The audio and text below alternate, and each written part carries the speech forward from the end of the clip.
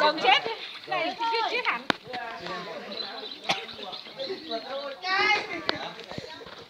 Anh ca. Vâng, theo mạng lệnh của Chúa Giêsu, nhân danh Đức Cha, Đức Con và Đức Thánh Linh, tôi làm báp tên cho anh Trần Anh Tuấn. Đừng có làm nữa. Đấy. Phải chịu hết như vậy. Điện thoại bỏ hết ra nhá. Điện thoại bỏ ra, tôi hỏng hết điện thoại nhá.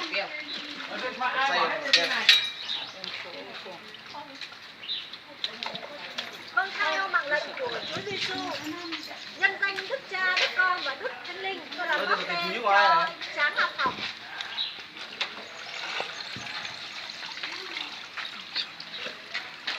Tán chứa. Tráng Văn Min.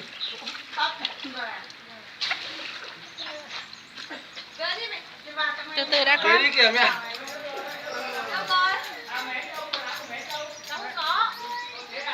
Thôi cháu về luôn. Vâng, theo mạng lệnh của Chúa Giêsu, nhân danh Đức Cha và Đức Thánh Linh, tôi làm báp tên cho Tráng Đồng Linh. Đức con của Thánh Linh.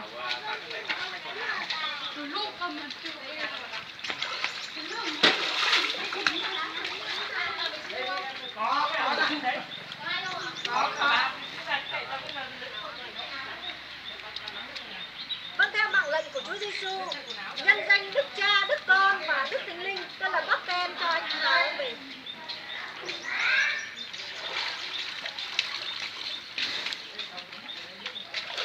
Ngày xưa mình bắt tem xong bắt đầu mình có đi tát ao của Vân nhỉ?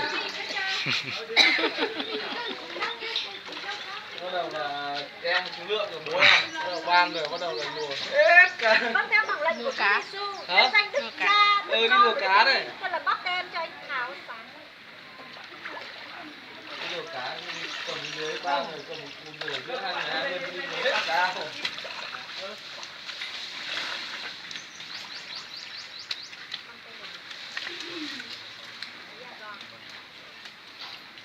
Vâng, theo mạng lệnh của Chúa Giêsu, nhân danh Đức Cha, Đức Con và Đức Thánh Linh, tôi làm báp tem cho anh Tháo Do.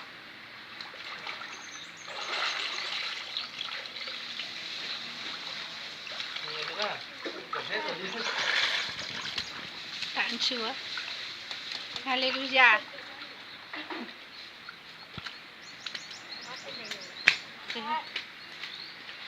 À.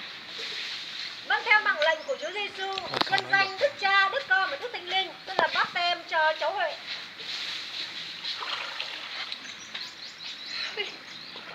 Nâng. À, đây, chị kéo lên.